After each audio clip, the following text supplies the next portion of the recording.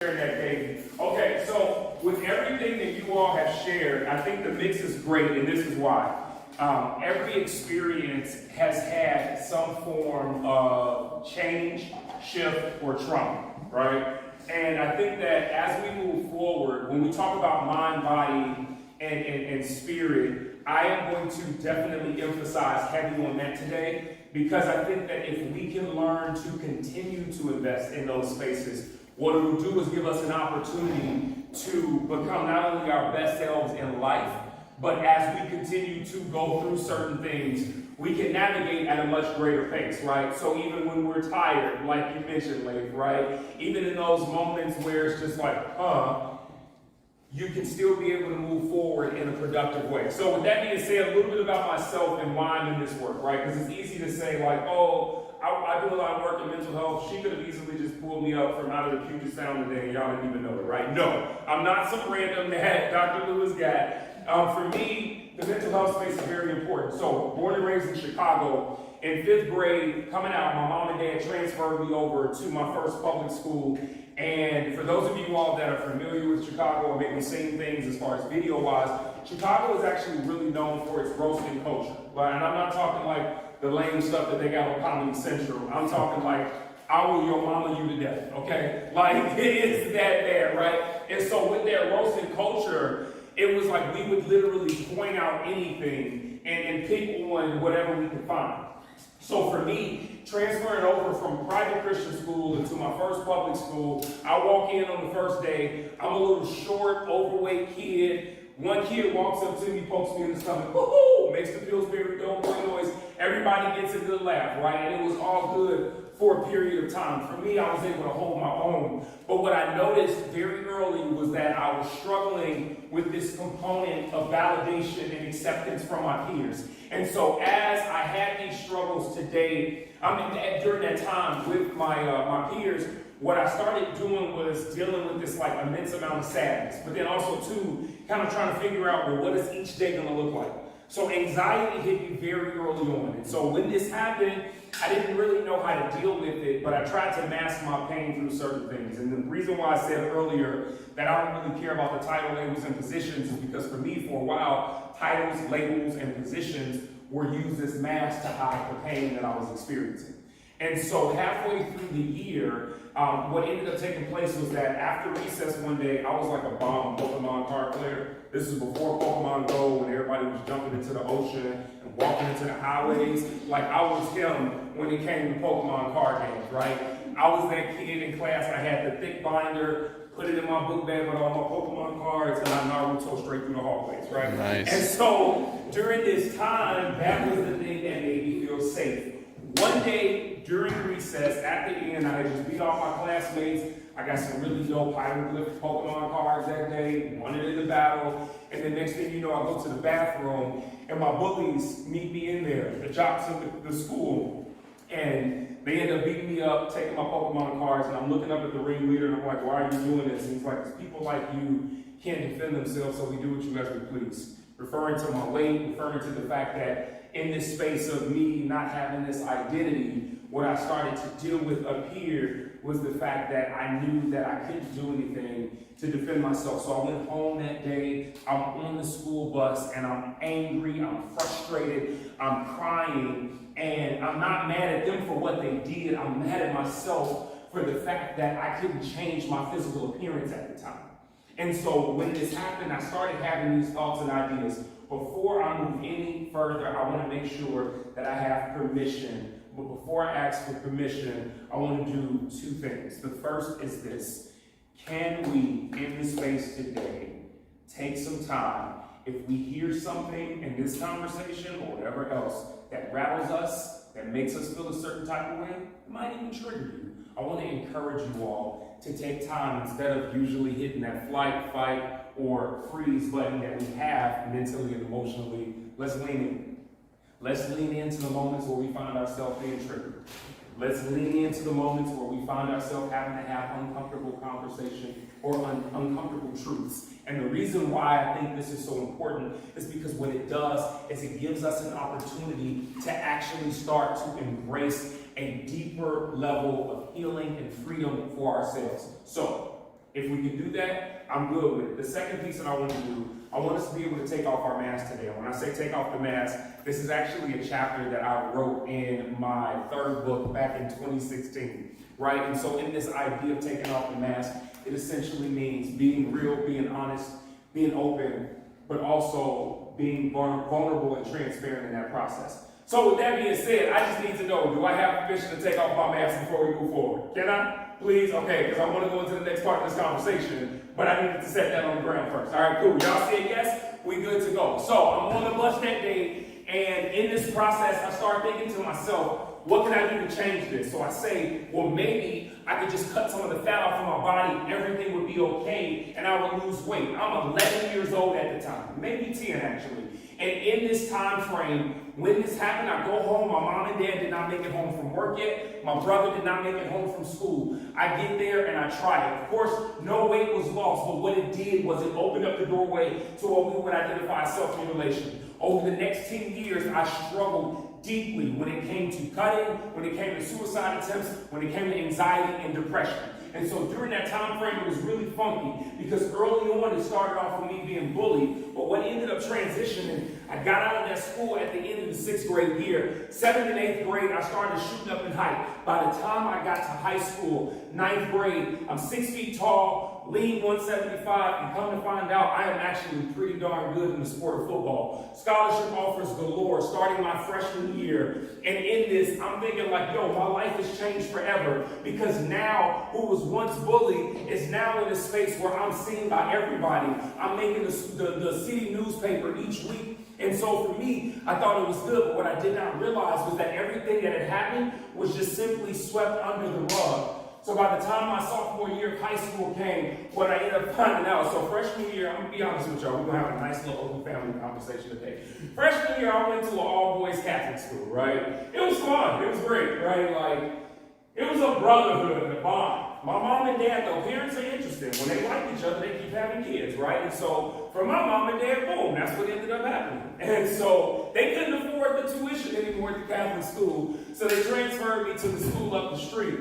Co-ed high school, y'all. I did not realize that I would belong to the streets for the next 3 years when I transferred over to this co-ed high school. Your boy was out here, okay? When I say out here, it was different. I'm going to be honest with you. I didn't realize that relationships could play a huge part when it came to our mental and emotional and the validation that we tend to get. For me, it was romantically. So, sophomore year, I came in and lost my mind. But in this, every time a relationship did not go well, I started questioning my purpose in life. I'm not good enough. Why am I here? And so the suicide attempts actually heightened a lot more during that time. By the time my senior year rolled around, though, I found myself in this really interesting predicament where I took a hit on the field. I wake up, I'm in the hospital. A doctor tells me that they ran some tests and they find out that I have an enlarged heart. So with this being the case, they let all the colleges know that were recruiting me. And in this, I couldn't go play football at the next level. I felt like a failure. My mom and dad did not make a lot of money, but with the little bit that they did, they always tried to keep my brothers and I in some form of activity to keep us off the street. And so for me, I'm dealing with this immense amount of failure now. I have to go into college and what most would consider the regular way. And when this happened, I'm gonna be real. I took the ACT. I know for some of us it's 18. How many incoming or rising seniors do we have in this space? 1, 2, anybody else? 3, 4. Okay. Seniors, this will be important for you all, but I'm going to put this out here for everybody because at some point in time, you all going to have to meet that space, right? For me, my senior year, I took the ACT prep and then I took the ACT 3 times. Before I share what I got from it, I want you all to know this as seniors and then those of you all that have to take standardized tests to get to the next level. You are not defined by a standardized test. I'm going to say this again because I know it kind of goes a little bit off par from what we're taught. Your future is not defined by a standardized test. And the reason why I say this is because for me, after taking the time to study, after doing all that I needed to do, I took the ACT 3 times. I got a 17 the first time, a 16 the second time, and a 15 the third time. So for me, when this happened, I'm like, if I don't pass this test, then I'm not passing anything at all. And so now I'm going into this space where how am I going to get into college if I don't even have an acceptable score to show them? And so for me, I had to go to Northern Illinois University. It's about an hour and 45 minutes northwest of Chicago. I came in through what was called the Chance program. This is typically for students that either have high test scores or decent test scores and a low GPA or vice versa. For me, I had a pretty decent GPA at a 3.85 and my test scores were trash. So the reason why I'm putting that out here is because I don't know where you all are when it comes to your testing or any of you all that will have to meet that point, but please hear me. Man, Siri, listen, I'm gonna take this watch off for a minute. Hey, y'all, I don't know if y'all heard that voice, but she be talking like, just listen to the conversation. Big brother is real. But yeah, in this though, when it happened, I started to feel this immense amount of imposter syndrome.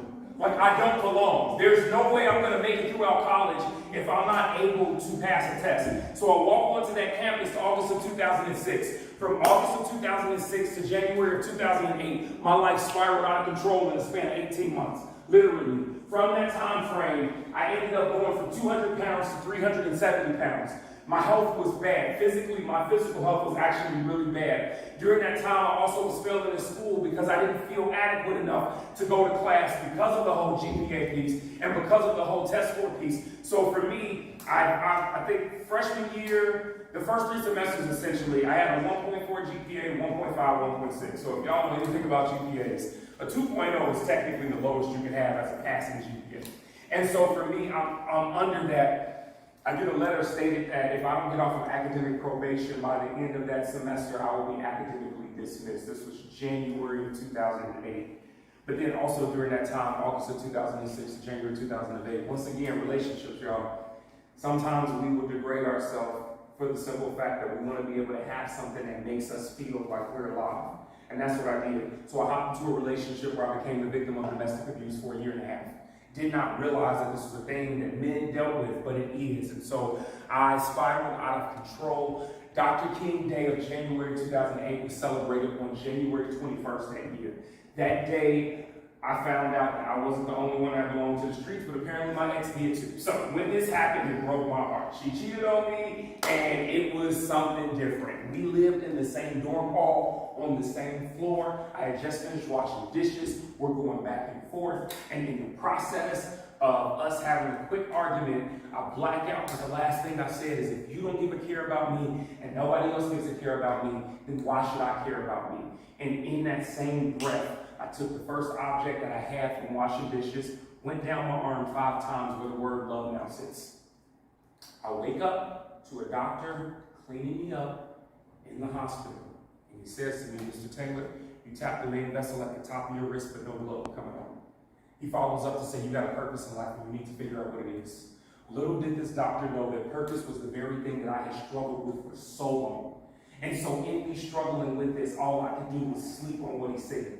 I wake up the next day, and as I wake up, I see my story in the school paper. Why? Because in college papers, typically if there's a journalism department, there's a school paper. In the school paper, in the back, they have what's called the police beat. The police beat typically lets you know what takes place either on the campus or around the campus where the police had to be involved. So my story made it to the paper. Not only did it make it to the paper, but it started circulating around people's statuses on social media. So for me, this is embarrassing. But why is it that my story, out of all stories, are circulating? Once again, titles, labels, positions. I felt that the easiest way for me to be able to not be seen in my struggle was to be seen in a different light. So I was the president of a fraternity. I was the vice president of my school's choir. I worked at the Residence Hall Association. I worked at the front desk. I volunteered with Campus Activity Board. I stayed active. I was that high-level cheerleader that everybody saw in a positive light so nobody could see the struggle. And so when this happened, it was very easy for a campus to talk about it because they knew me in one way, but now they got a chance to see me at my lowest. I said to myself, I cannot go back to campus and have to deal with this. So that day, I made a decision. I said, I'm either about to drop out, go back home to Chicago and become another statistic, or I'm doing this again, but this time I need to succeed. Same day, I kid you all not, I got a call from a gentleman by the name of Quincy Payton. Quincy was the academic advisor for my school's TRIO Student Support Service program. He reached out to me. He says, Richard, I know I don't know you, but I need to let you know that you made a mistake, and this doesn't have to be the end of your life. Let me help you. And in this moment, he introduced me to the TRIO program. Now, clearly me not thinking straight at the time, TRIO, how's music gonna help me right now? Quincy, it don't make no sense. Not realizing that TRIO was a whole academic success program. And so in this, I gave it a shot because it was the first time that somebody saw me in my mess, and instead of judging me, they extended a hand and gave me an opportunity. 4 months passed, sleepless nights, a bunch of tears, a bunch of frustration, a bunch of anger. And in all of that happened, and by the end of that semester, I got a 4.0 on the semester, and it was enough to get me off of academic probation and enough to keep me to stay in school. This is the first time.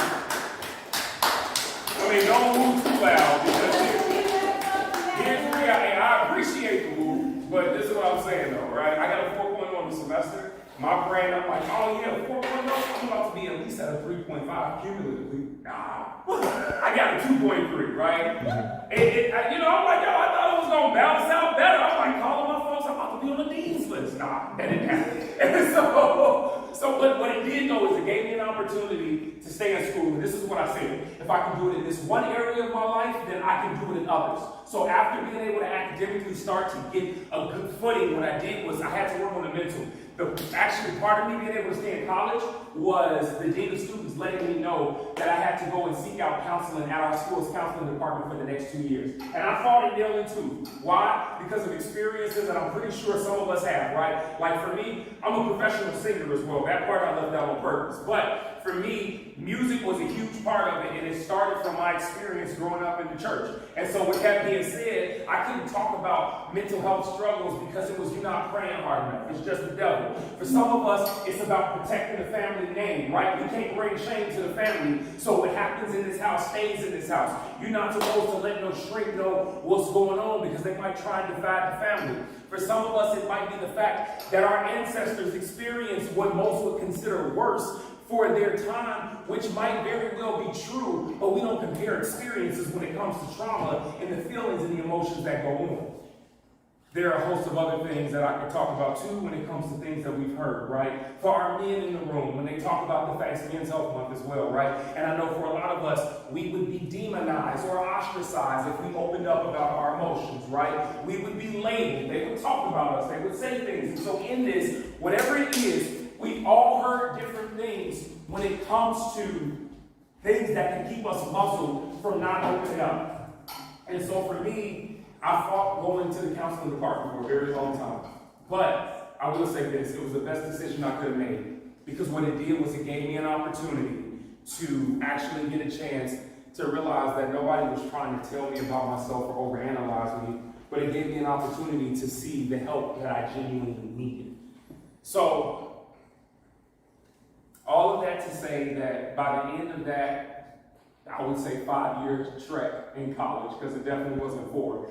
By the end of that 5-year trek in college, what ended up taking place was that I not only graduated, but I was able to get my mental on point. I lost 170 pounds, and I started this new trek of life. This is why I'm so passionate about the space and the conversation that we're getting ready to have. And I want to throw this back on us, right, with this idea of where do we go from here? And when I say where do we go from here, I don't know what your here is, but I know that was my thought process when it came to me and my transformation. Where am I going from here?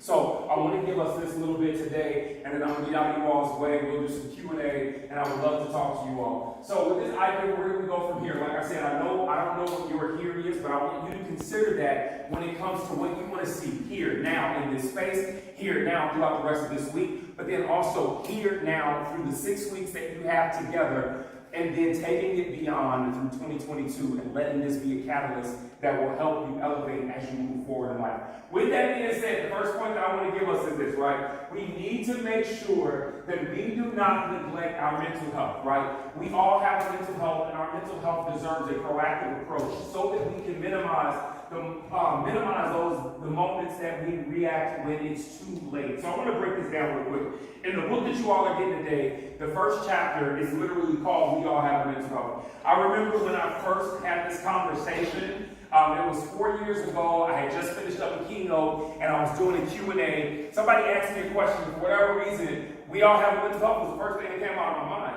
And this woman hopped up, literally big energy. I ain't got no mental health issues. Like, she was in a rage. I thought she was about to Will Smith me. Like, I had one of those "that's so Raven" moments where I'm like, oh, I see the future before it happens, right? Premonition, right? And I'm like, hold on, slow down. Let's talk about this real quick, right? Before you hit me with that 1-2 chicken piece. But in this, though, we had a good conversation, and I was like, I'm not saying that we have mental health issues. I'm simply saying we all have mental health, which means the same way we all have a physical body, we have emotions, and we have a mind that are very well connected. And in this, we got a responsibility to invest into and take care of said health.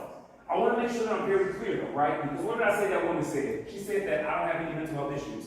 Here's the reality. If you are an individual that struggles with issues, that have mental health struggles, that have been diagnosed, I want to let you know it does not take away from the person that you are. A diagnosis does not mean that this is a death sentence for you. Maybe it's not you. Maybe it's somebody that you're connected to. I just need you to know that mentally and emotionally, you are okay even when you're not okay. And why am I saying that? Because it's very easy to feel like when you're diagnosed or when you go through struggles or when you have issues in life in whatever capacity they might be, it's easy to start feeling like, you know what, I'm going to throw my hands up because this is all I will ever see and this is nothing for me. And I need you to know that even in those moments, your life still is valuable. Your future still has a purpose. You can still go out to do great things, struggle and all. You are not the sum of a diagnosis. And like I said, maybe it's not for you. Maybe it's for somebody that you're connected to. So with that being said, where do we go from here? I want us to think about this conversation in two ways. One, for ourselves. Two, as a community. We do this together. So where do we go from here is actually connected to others as well. So with that being said, we all have mental health. Let's make sure that we're investing into it. The second point that I want to give you all, I want us to make sure that we're being patient, right? Let's make a commitment to embracing where we are and what we've experienced without writing it off as a failure.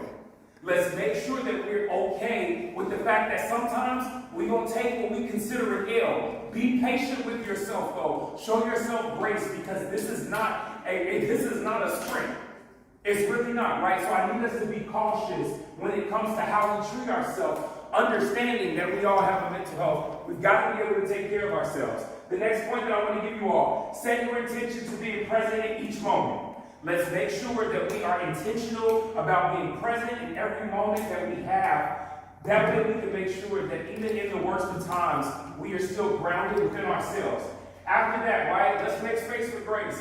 Treat yourself the way you would treat others. Here's what I've recognized a lot of times. Many times, we do a good job of helping others feel good about themselves. Right? Like, we will show them love in their down points. We will show them love when they're not doing well. But for some odd reason, we don't think we always deserve the same thing. So all I'm saying is let's make space for grace for ourselves, understanding that the same care that we would give if we had the opportunity, maybe with something that spoke to us when we saw a struggle, let's make sure we're giving that same space for somebody else. For those of us who maybe in the spirit of, sorry, I just felt like that was a dance break. But no, for some of you all, Leif, right? Leif said tired. Hillary said tired. At any point of your tired, because of the fact that so many things were happening, did you feel overwhelmed? Yes. And after feeling overwhelmed, it caused you to be tired. It's exhaustion. Yes. Thank you for that honesty. The reason why I'm asking is because sometimes, this isn't everybody, but sometimes what we can have happen is that overwhelming feeling can actually transition into anxiety.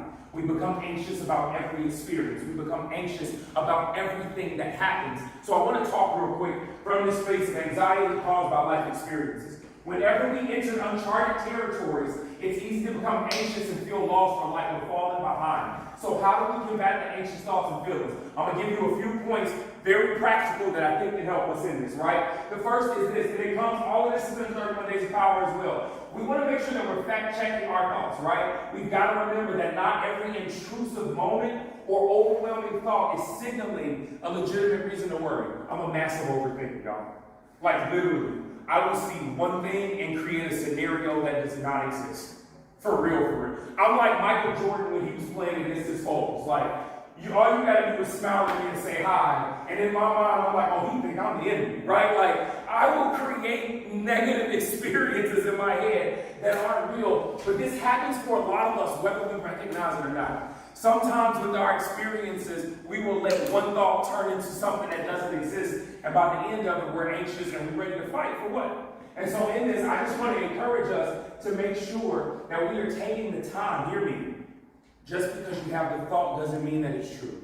And I'm not going to invalidate anybody's thinking or experience. But what I am saying is that even though the thought is there because you have a feeling, the feeling isn't always fact. Feelings change so quickly. They are fickle. So with that being said, yes, you might be feeling a certain thing or feeling a certain way, but what you're feeling might not necessarily be a fact about where you are, who you are, and what you possess. So fact check our thoughts is the first piece. I want to again encourage us to relabel our thinking as we reconnect. Fight or flight feelings can fool us into overreacting or responding unfavorably to what's really happening as we navigate our way back into community, back into life, and with the ever-changing world that we have around us now. With that being said, please do not forget who's in control. Uncertainty during times of transition is normal, but just because you can't control the situation, hear me, it doesn't mean that you cannot control yourself. So in those moments where I'm literally all the smoke. Like, that's how I walk around in my head, right? Like, who wants smoke? It's cool. I'm giving them out for free. These hands are ready to be for everyone, right? And so with that thought process, though, I have to pull back sometimes and realize that in this speaks to self-control. So with this, as you experience the feelings of being tired, or as you experience the feelings of being frustrated or whatever the case might be, please remember that just because you can't control the situation around you does not mean that you cannot control yourself. The next thing I want to encourage us to do, this is going to be really good, I think, for our next 6 weeks. How many of you all come from different schools in here, like, as far as everybody's concerned? Okay, dope. So this is really good because what I believe that could be a great thing from this is that it gives us an opportunity to embrace community on a deeper level, to learn people that we don't know and to connect with them.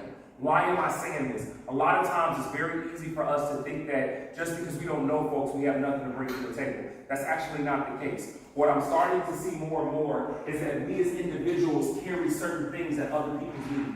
And so as that is true, we as human beings are relational. Studies have shown that there are benefits to attempting to have at least one meaningful connection each day. So I want to encourage you all to do that with your peers. Take some time to connect, take some time to be intentional, because there is power in community. You might just have something that somebody needs. So with that being said, can we please make sure to lean in deeper with our community? And two things I really want to encourage us to do right here. The first thing is be specific with your community. A lot of times we hang with people because we kick it and it's comfortable.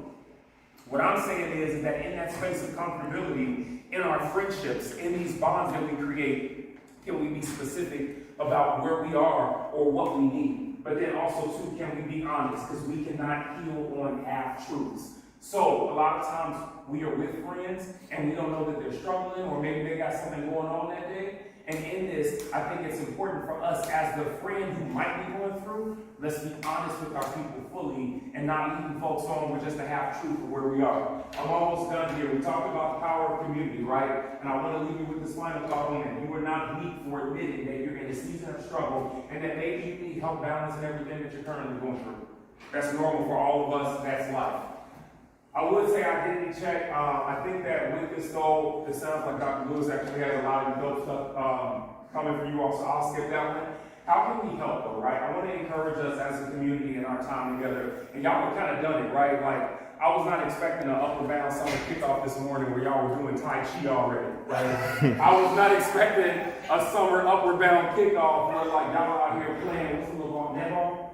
I'm thinking y'all was gonna be here playing like creating robots and stuff like 7 o'clock in the morning. That's not, I'm like, okay, look, we're getting creative. But this leads me to the point that I want to make. When we talk about helping each other, right, let's take the limits off and get creative when it comes to our ideas of community, our ideas of activity in community, our ideas of what we can do to help those around us. And in this too, when it comes to people, as we grow with them, or maybe even individuals that we're already connected to, don't be afraid to be direct. Do not be afraid to be direct, because from a community standpoint, when people struggle, a lot of times we will beat around the bush. And in beating around the bush, we end up hitting that place of, oh man, I wish I would have known when something goes bad. So don't be afraid to be direct and have some tough talks with your community when you need to. We must remember that our current circumstances are only temporary. That being said, we're closing down, we're coming down the wire here. I want to leave you with a thought that actually comes from an earlier book of mine.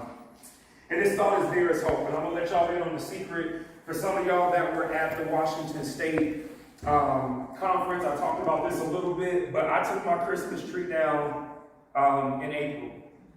Like late April. I'm that guy. Like, I love the holidays, y'all. Like, listen, October 31st, 11:59 p.m., I am shimmying to Michael Jackson's Thriller with the zombies. But by 12 o'clock in the morning, it's Michael Bublé or bust for me, right? Nothing, like literally, I was at 12 o'clock, I was putting my tree up. That's just, I am that person, right? And I love the holiday season. So for me, as a singer, it goes to music, but then it goes to movies too. The classics that we know, Home Alone, Elf. We can go down the list of all the things that we love. They're really, for the time, Rudolph was good, but I know the animation's gotten a lot better. Miracle on 34th Street. Yo, I'm going before my time, but I loved it though. I loved it when I watched it. Just, just a smidge. I was just funny, but no, my love for the holiday movies has extended beyond the classics. I'm gonna be honest with y'all. For the last 6 to 7 years, I have become an avid fan of the Hallmark Channel because of Hallmark Christmas movies. They make me feel good inside, right? And so when I watch Hallmark, and sometimes you can love them out of lifetime, follow a lifetime, whatever it is, in this I start to feel real good. My love for Hallmark extends beyond just the holidays now. I watch Hallmark year round. I signed up for the subscription on my Fire Stick. Like, I love Hallmark.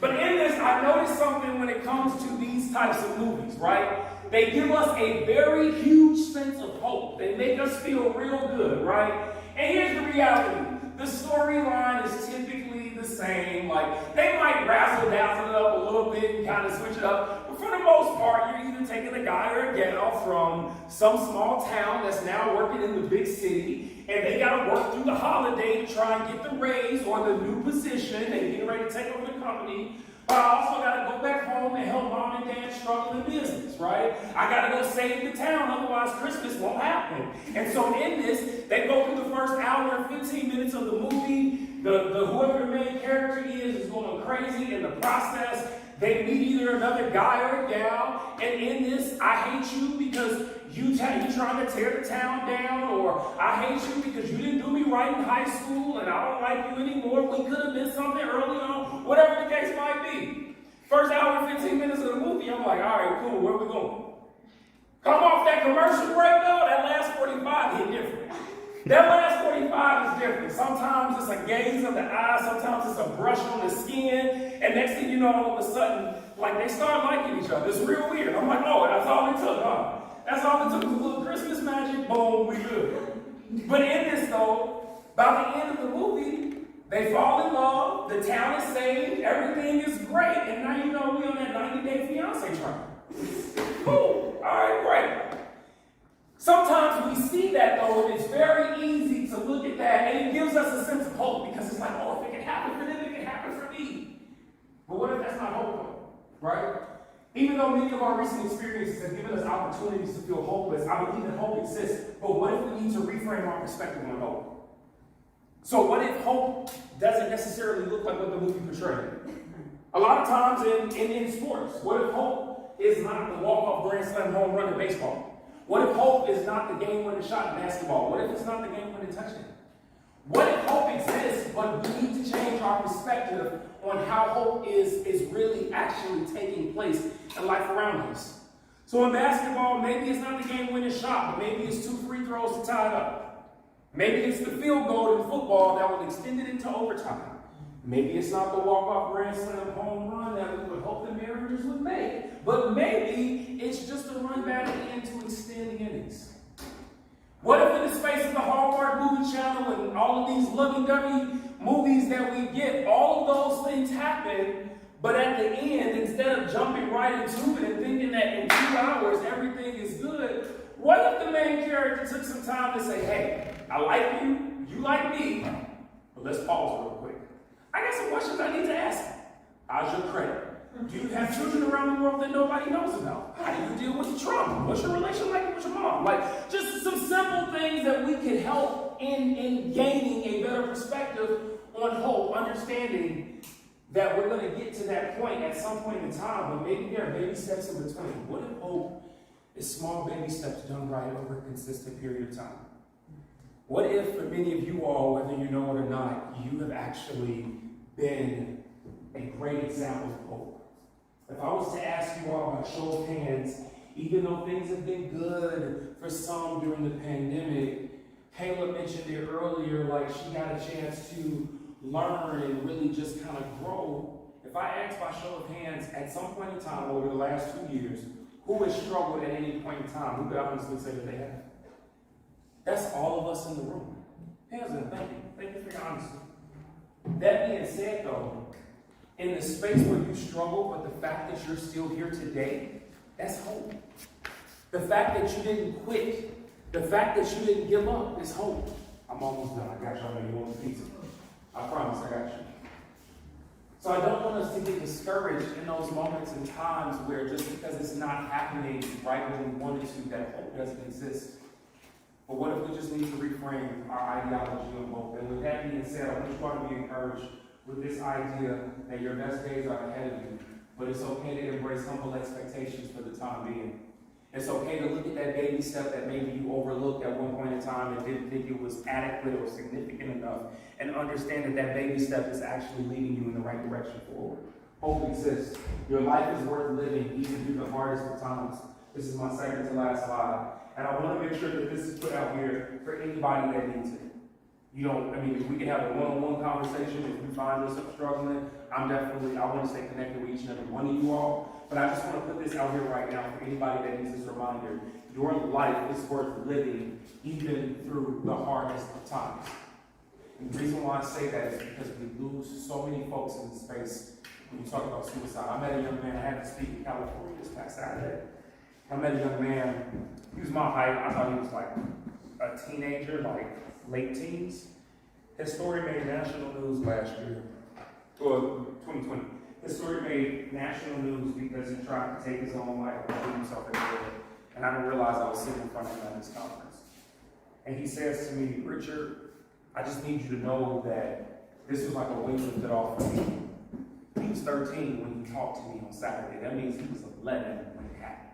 I just want to let that sink in. When we talk about life, when we talk about our experiences and this whole idea of where do we go from here, this is where I'm bringing it back into community. As I close this thing out, I want us to be mindful of two things. As the person who maybe you have suffered in silence, please realize that you don't have to. But then also as a community, can we be mindful of making sure that we take the time to lean in and empathize with each other? And you don't know what your investment in this 6 weeks could do for somebody else when it comes to their life and where they are. So I'm going to close with this right here. For all of us in this space, you are not alone. Everyone is trying to figure it out. Don't be afraid to reach out for support. You deserve community, and community is here for you. With that being said, I'm going to close this with a quote from my second book, Between the Dream. It says, you are not losing in life, you are not failing, you are simply between the dream. What is between the dream? It's the point between your present moment, where you currently are, and your promise, where you will be. That point in between, I like to call it the process. Between the dream is the process.